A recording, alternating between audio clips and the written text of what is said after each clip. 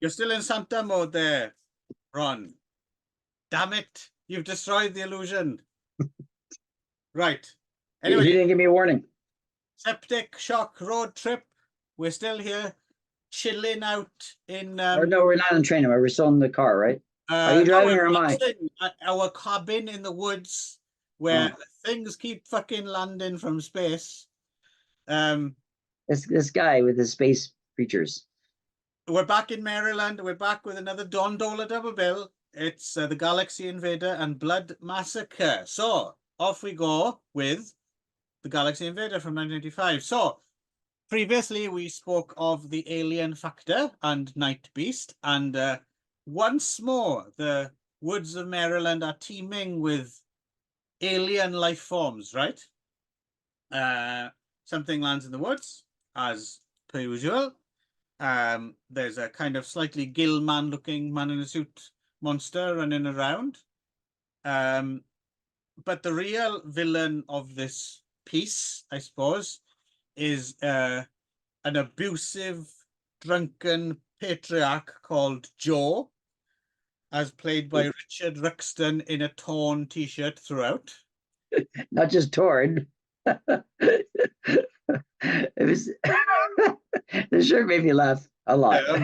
It really reminded me of like high school kids trying to tear a t-shirt for their school play, where they cut a big hole out of it, and then it's meant to be like a worn out hole like this big, but it ends up being his whole chest is basically just open. Yeah. And he wears that through the entire film. Through the entire movie, like never like that. Oh, he puts a shirt over it for one scene and then takes it off again, right? So speaking of costumes, by the way, my favorite credit in this film and the end credit is just hat by Don Layford, which I assume just means Don brought his own hat. brought his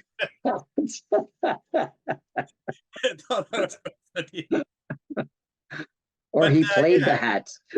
Anyway, there's two complete. So Richard Diesel from earlier. He played the asshole mayor, like in Alien Factor Night Beast, right? And he was Count Gordevol on television in Maryland. Apparently, he was a horror host. But he's like a scientist. The dad was. No, the guy who plays the scientist. Oh, okay. Right. Richard Diesel, yeah.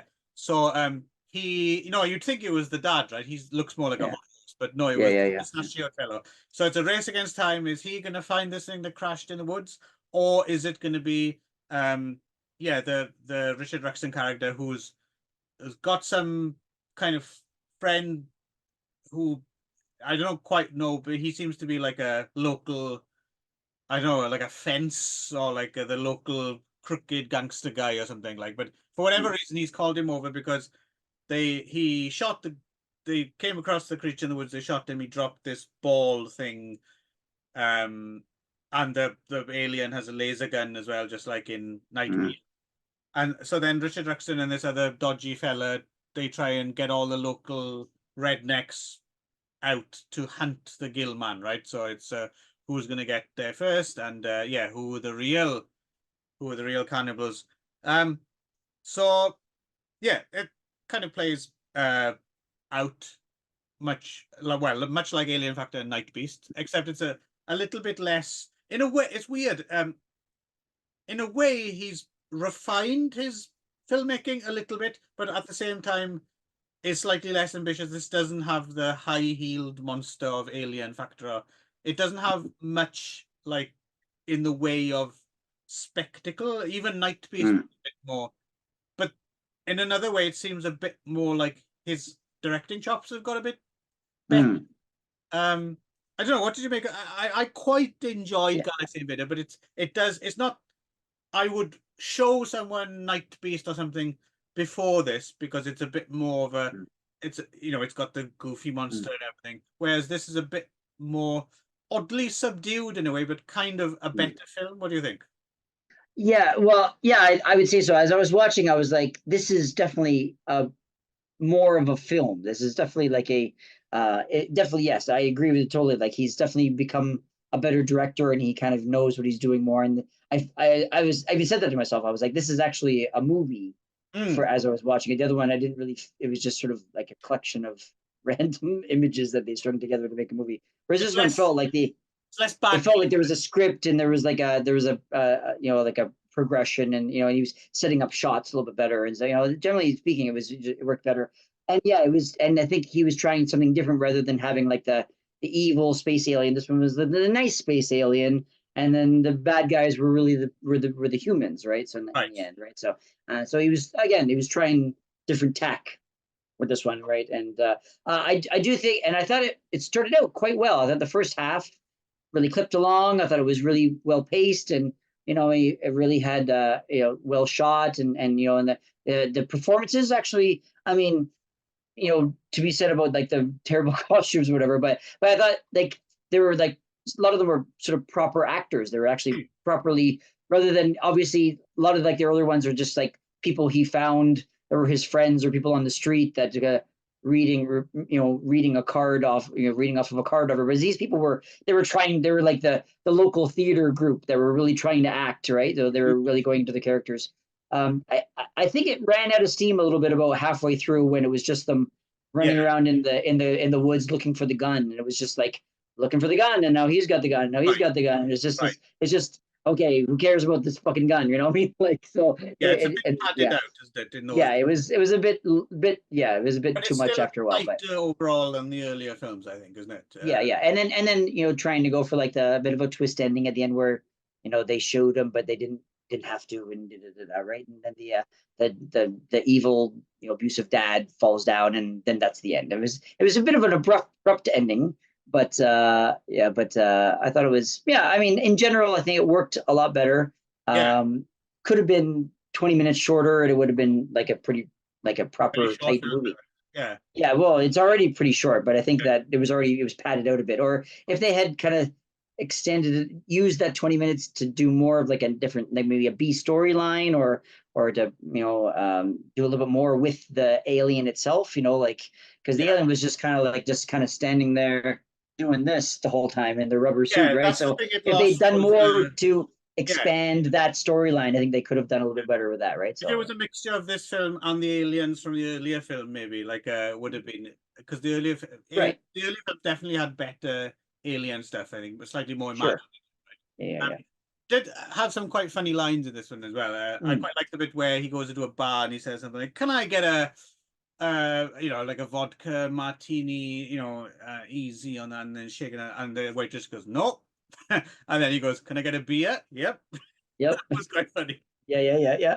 There's a couple. I think there was it this one too. I'm getting the two of them mixed up, but I think this one was, did they have like a almost like a Evil Dead sequence That's where the they, yeah. next one. Oh, that's the other one. Okay, yeah. So okay, Which we'll get to. Why not? Let's go. So yeah. jump forward to 1988, although I don't think it got a release until 91 in most places. Don Dohler is back with Blood Massacre.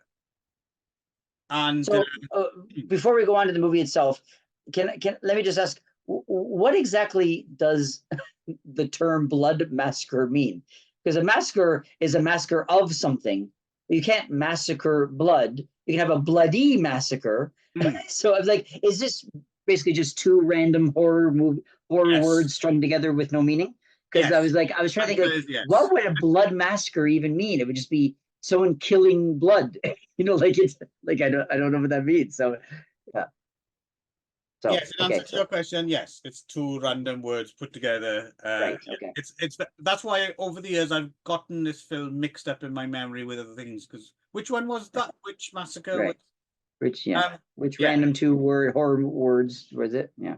So Richard Ruxon returns once more as the patriarch of another kind of hick family, right?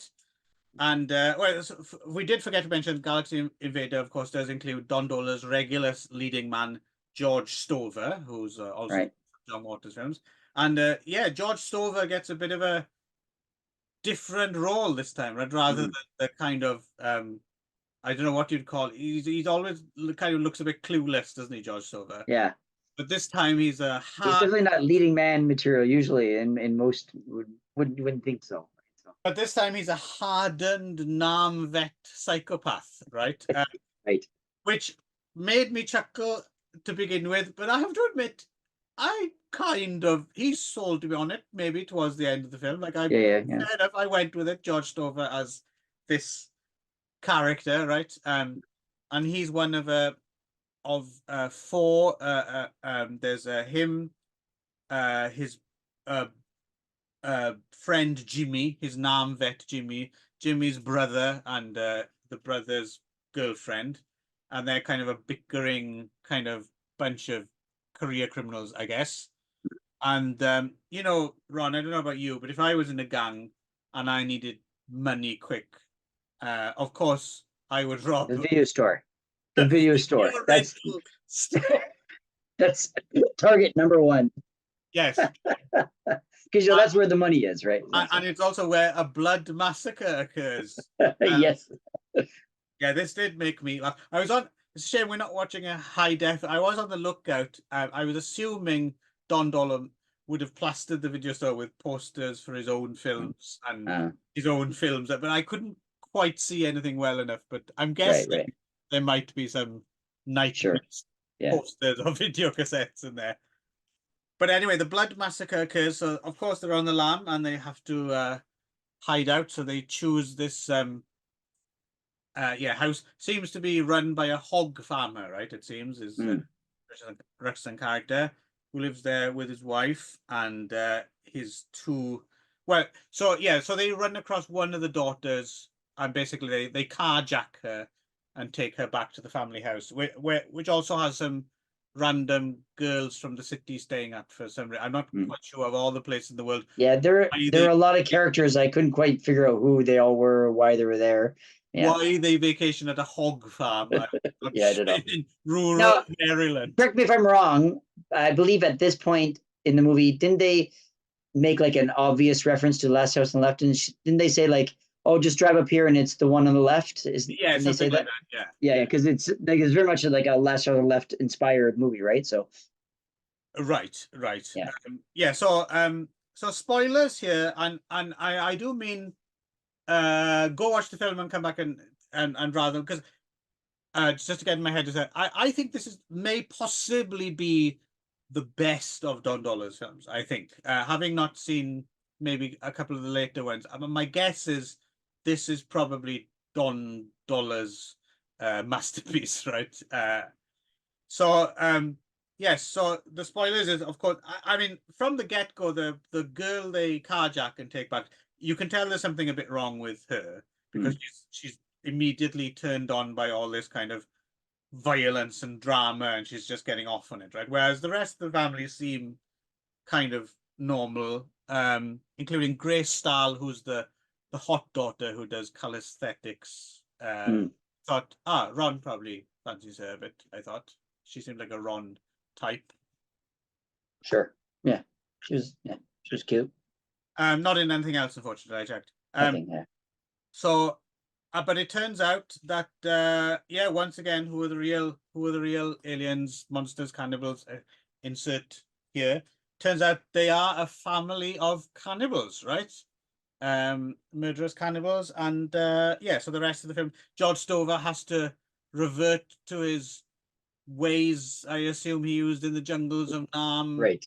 Homemade weapons. Homemade traps. Yeah, there's a whole long sequence of him making these traps in the woods. Which is fun. I enjoyed that. Yeah, yes, but it was like all hinged on them walking on this one particular nail and this one particular part in the woods. I was like, I'm pretty sure like they could just avoid walking the wood. Like it was a lot of leather for a very small thing. I like the whatever device he's rigged up. Again, it's a bit difficult to tell in the murky VHS. Yeah. He's got some kind of thing for throwing like circular blades or something, right? I thought that I think it was like circular saw blades and stuff. Yeah, but he had it on his arm, kind of like a kind of But it works, and there's a bit of gore, and so it's the tables are turned, and like you said, obviously someone saw The Evil Dead and put in some Evil Dead going through the woods camera, which to be fair has nothing to, because in Evil Dead Nothing to do with represents the evil coming out of the woods, right? Right, In this right. bit, it's It's just already in the woods, just right? It lives there. and Yeah, it yeah, yeah. doesn't represent anything Doesn't at all, anything. Yeah, yeah. other than we'll put some Evil Dead stuff in this film because that film. Exactly. Yeah, yeah, yeah, yeah. Yeah. But on your point that that you're looking for an HD version, I don't think they exist because I don't know if you. There's one bit of trivia on IMDb about this movie. Did you Okay. read it? I did not. I That found it. he did the whole movie, and then the investors basically sent it to the investors. The investors asked him to reshoot everything on lower quality film specifically, and Oh, so he reshot the whole movie twice. He shot it again on lower quality film, and then the investors took it and then like ran away with it and then stole it and tried to re-release it as its own movie, and then he released this one. how So I strange. think that's what, yeah. So with what he had, so because but he didn't fix what the investors ruined because he didn't want to shoot it a third time apparently. So Why would someone? I mean, if it's already done, it's going to be an extra expense to do it, even if it's cheap. That I don't know. yeah, That doesn't. I don't know. So That's that's just what it says here. Yeah. So how peculiar. yeah, Um. Yeah. So yes, and it has a bit of a kind of not a twist, but a bit of a Shaggy Dog ending where some more victims turn up. Right. It's kind of a right, cheerful black comedy ending, right? right. And yeah, so I had a lot of fun with it. I'd forgotten I had seen this before, but I'd forgotten how different it was. I mean, for a start, it's not an Alien in the Woods film, which is something different for Don Yeah, Dohler. right. Yeah, at least he's straying from his path, I guess, Yeah. right? And I thought it was all. I mean, it all clipped along pretty well. It something happens every few minutes. The story kind of changed trajectory. It's definitely the less padded of all his films, right? Mm. Like, and it's got fun. It's got fun characters. And I even bought George Stover as a hardened NAM vet. So I rather enjoyed it, and I overall.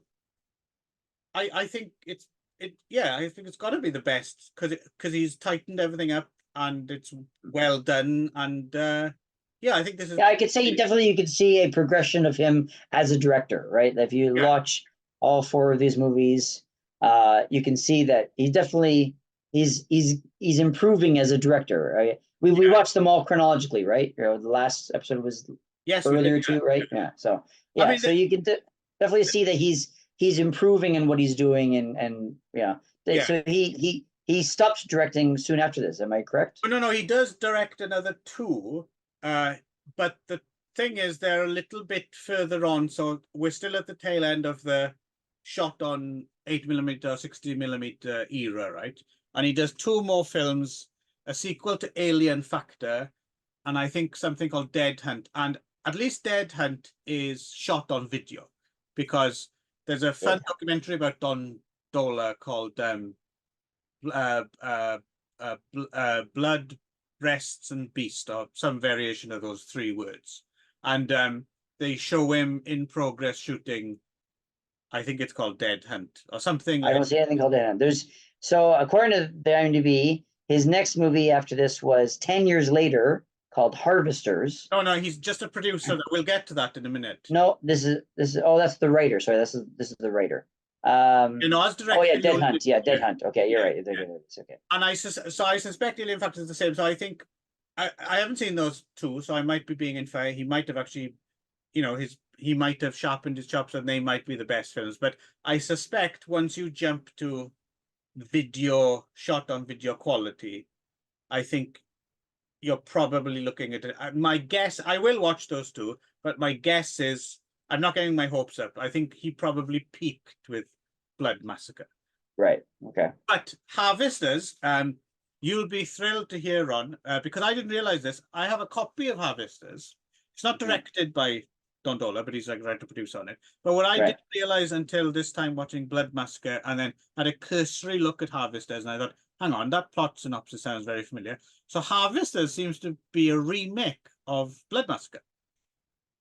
Or this was the one that the investors tried to release differently. I was wondering about that. If Yeah, IMDb possibly. might have got it higgledy-piggledy, or you're reading of it or something. So, but you'll be thrilled to hear on. We're going to find out, because as a bonus, I think we're going to watch Harvesters. Between this and our next Dohler double, no, sorry, not Dohler. We're done with Dohler, apart from Harvesters. Our next Maryland double, we'll watch Harvesters as a bonus episode. Look at his happy, thrilled little face, viewers.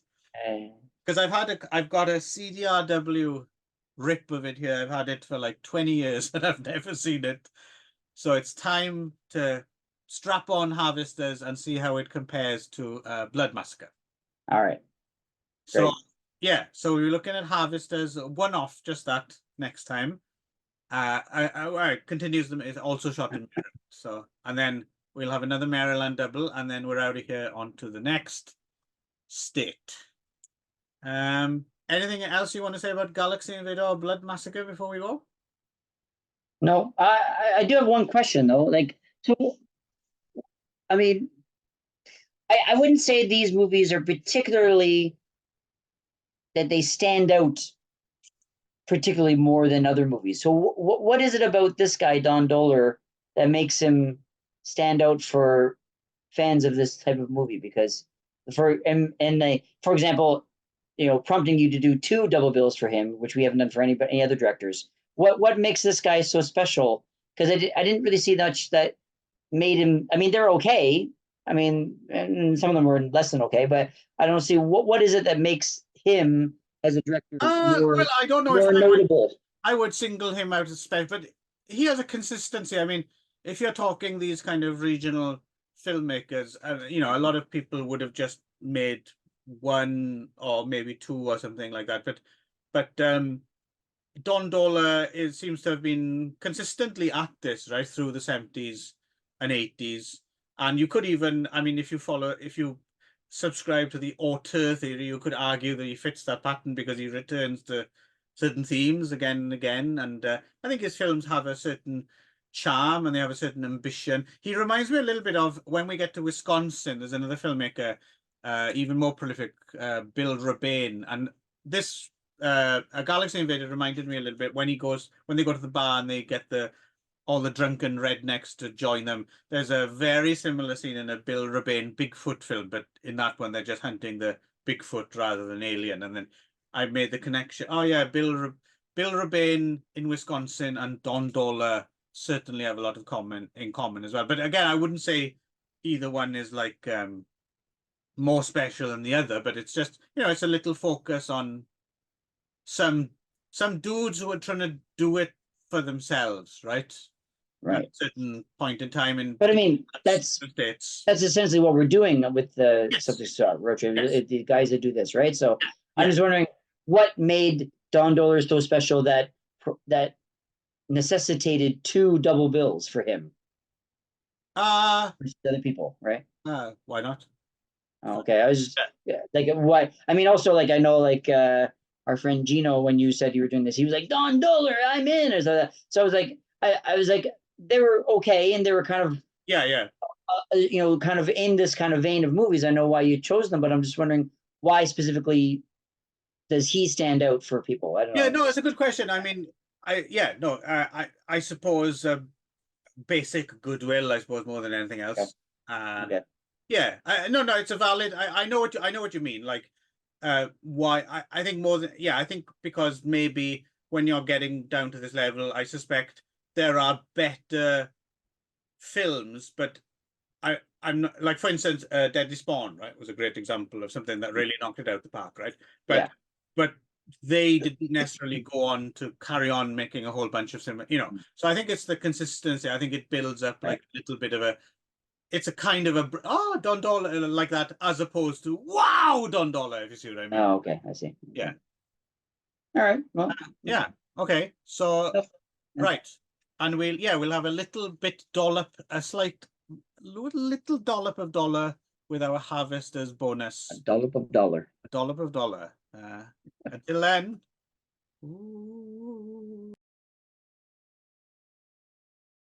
Get out of the road, you alien hippies.